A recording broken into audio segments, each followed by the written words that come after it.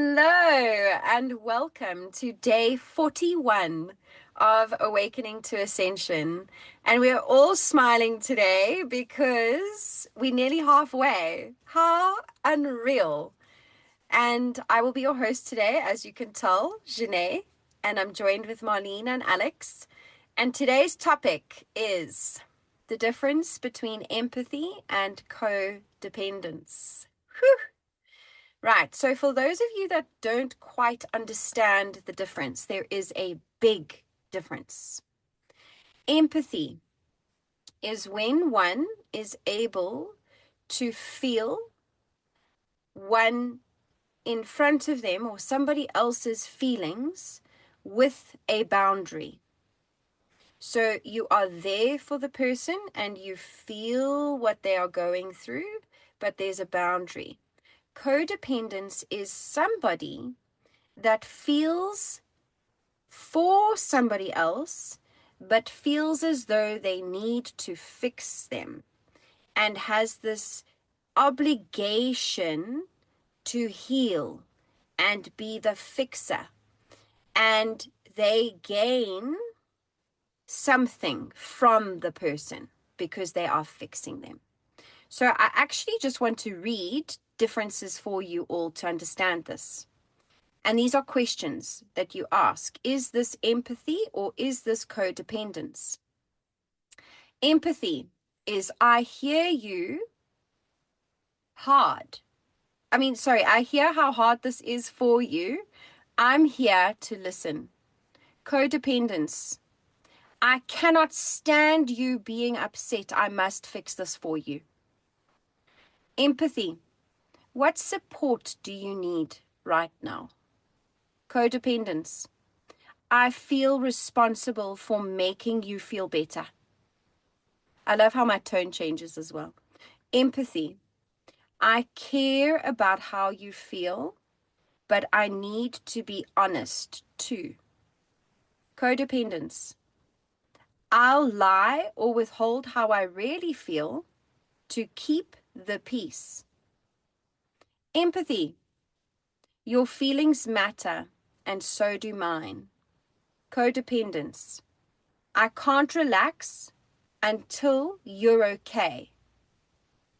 So there's a huge, huge difference between these two.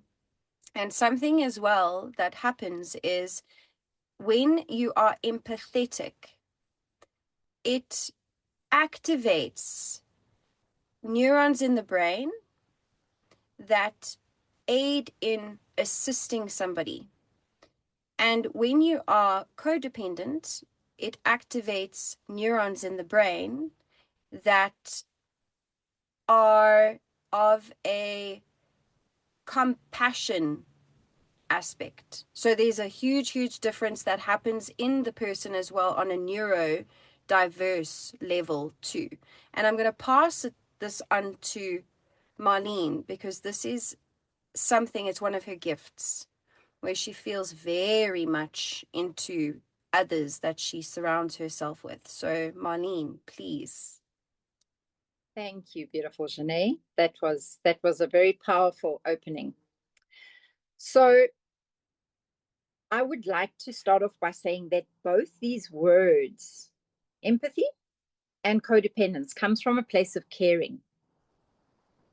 The one is the professional rescuer. That what you were explaining, professional rescuer. Codependency is like a tether that knots in an unhealthy way. Empathy is like building the bridge that connects two people. The empath will say, I feel for you and with you. But the codependent actually says, I am you, I lose me. If we take 5 steps back and we ask ourselves, where does this behavior come from? Because caring deeply is an absolute superpower, but not at the cost of my own mental health to me. So, what then makes me either codependent or empathetic? Because we can sit here and we can explain these terminologies. But my question is, where do they begin? And you know where they began? When we were young and growing up, when we were little kids, and the environment in which we grew up was shaping our characters. If I did not feel safe and I have to find my safety and create my safety in the home, yes, yes, yes, yes, that is the beginning of codependent relationships. Now, if we look at that, it is in a home where there is drugs, alcohol, abuse. So the behavior around me as a child will steer me in a place of becoming more codependent. And then I think that to become that professional rescuer is the right thing, because by rescuing and by fixing and by doing and being for other people, I am not going to be, and this is the key, abandoned. Abandonment is the golden thread to the key between codependence and empathy, because each and every piece of behavior that we emit around us is either one where we have set a healthy boundary for ourselves, or we don't have that boundary at all. So if I'm an empath, I can stand and I can say, let me coach you, let me help you to get out of the water whilst the person is drowning. If I then get into the water and drown with you, that is the codependence, because I lose myself in the process of actually helping and rescuing and being there for someone else. Yes, Janae. Marlene, you couldn't have said it any better. And I think that abandonment is such a popular problem in society, and it's popular in every aspect in life. It's abandonment in relationships, relationships that could be maternal, paternal, love, friends. This abandonment is probably the root cause to the majority of humanity and their healing. Because we have, every single one of us, and I would love for somebody to argue me with this. Every single one of us has felt abandonment in one way at some point of our lives. And that abandonment has severed a muscle in our heart. And it's caused such a scar. And if you know how muscle repairs, it has scar tissue that grows over it. If that scar tissue is not attended to, it will cause problems in the area. So if you have scar tissue on your heart, which is the place that we live from and lead from, and you haven't dealt with the scar tissue, how are you going to live with complete love in your heart? Because the injury with scar tissue will always inevitably come back. So, Alex, thank you, Moni. Yeah, that was some wisdom right there. I never thought of codependence to come from the abandonment wound, but it makes a lot of sense. And I know a lot of people think that codependence has something to do with the word dependence, like you're codependent, but they're different words. That's not what it is. But like they said, codependence is like taking on somebody else's feelings as your own and yeah, trying to fix them. But on the abandonment thing, I realized that society is actually conditioned to cause the abandonment wound. For example, most households, the parents need to work to pay the rent. So as a child's growing up, the parent will put that child in daycare or maybe just leave the child at home. And the parent knows they're not abandoning the child. But in the child's mind, they're like, where did my parents go? Do they not love me? They have that abandonment wound. And with the codependence, like it's and empathy, it's so like they're so close to each other. And being an empath myself, I feel other people's feelings. And when someone else is sad, I like, oh, well, I feel like I have to fix them or make them not sad because I feel for them. But it's not my place to say if they're okay in that feeling. I mean, emotions aren't bad. You know, they just have to be regulated. So if you're sad, it's not necessarily a bad thing. It doesn't have to be fixed. Ideally, it is felt, and then you can move on to another emotion that you prefer. Yes, Marlene. So empathy is that bridge. Codependency is the cage. And we put ourselves into that cage. And we do so willingly by not setting boundaries. Now, there are Codependency No More by Melody Beattie. She is one of the most amazing authors in terms of this.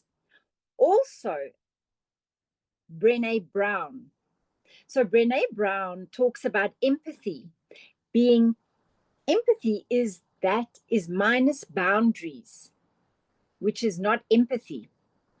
So, we need the boundaries. And if anybody's ever heard Brené Brown, she does the most incredible research, and it is all about standing in your true power and setting your boundaries. Dr. Gabor Mate also speaks very much to this very subject. This is one of the deepest subjects that touch our lives so incredibly. Another one is Pure Melody. She talks of codependency as a disease of the self because because I want to feel okay, I'm always out there looking to help and to give everybody else. But I can't give from an empty cup. But the codependent person actually will give you the cup. So they have nothing left. They don't have what's in the cup and they don't even have the cup. And then what happens, guys? Resentment sets in because I'm always giving and nobody's giving to me. So it is a cycle. Detachment is not caring, it is releasing the person with love. We've really got to look. This is a very deep subject within ourselves because if I cannot give and do and be for myself first, I cannot give to anyone else.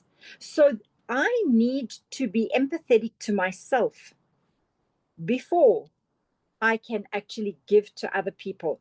And if I give outwardly first, then you must know I am codependent. It is just, it wrecks lives, it wrecks marriages, it wrecks friendships. Caretaking can be a hidden form of control because I'm looking for feeling of safety and security. So the more I can feel like I am in control and I have got this, I'm okay. I'm telling myself, I'm okay. It's like I have to take my inner child and I honestly have to hold that little girl and say, you know what? I'm okay.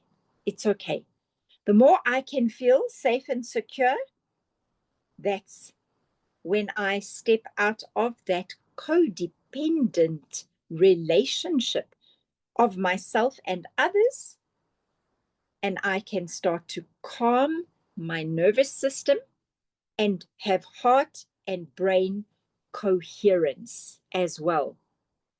And I would like to end off from me to say that your deep capacity for empathy is a very, very beautiful gift. As long as it has the fence around it, it stays healthy. In other words, boundaries, care, and stop being self sacrificing.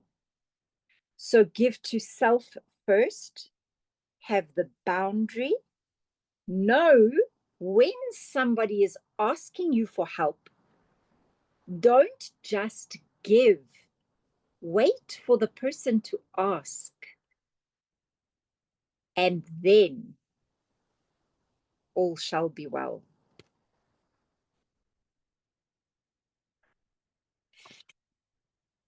Janae. So I love that. The way that you were able to describe the differences between the two, because I think there's a lot of individuals that feel a desire, and they feel it's a purpose to be the rescuer. And you cannot rescue, Marlene said, you can't drown with the person, because who's that going to help? But I want to just note that if you are taking on somebody else's feelings in that capacity, what actually starts to happen is there is an inflammation inside your own neurons, inside your brain, which then starts to cause dis-ease in your own sovereign being. And then that's when that resentment comes in, and you start to feel these feelings of angst towards the person, like, but how dare they? I've done all of this for them. No, they didn't ask you to do all of this for them. And how they are going to thank you may be different to what you have expected. And that's the art of detachment. When you can detach, you have no expectation, because expectation leads to disappointment. You need to always be in a detached frame of mind. And detached doesn't mean that you don't have a heart and feelings. Detachment is the art of being able to remove yourself personally from a situation, a person, an event. And that, in essence, to end off, is one of the biggest goals of enlightenment. When you can reach the power and the art of detachment, you are closer to enlightenment and what we would call Dharma. So, Alex, you can end us off. Thank you. Yeah, I mean, there's really not much more to add. You guys pretty much covered everything about codependence and empathy. I guess one thing is a lot of people don't realize so when you try to fix somebody's problems without them asking, you're actually sending them a message subconsciously that you don't feel like that you don't think that they're capable of handling their emotions themselves or solving their own problems. So like if you just constantly fix something for somebody else, like obviously they can't do it for themselves, and that's the message that you're sending. Marlene, did you have something else you wanted to add? Just two words. Are you the victim or are you the victor? Boom. And with that one, we're going to end it. Thank you so much for watching. Drop a comment, your experience with codependency. Make sure to like and subscribe, and we'll see you next time.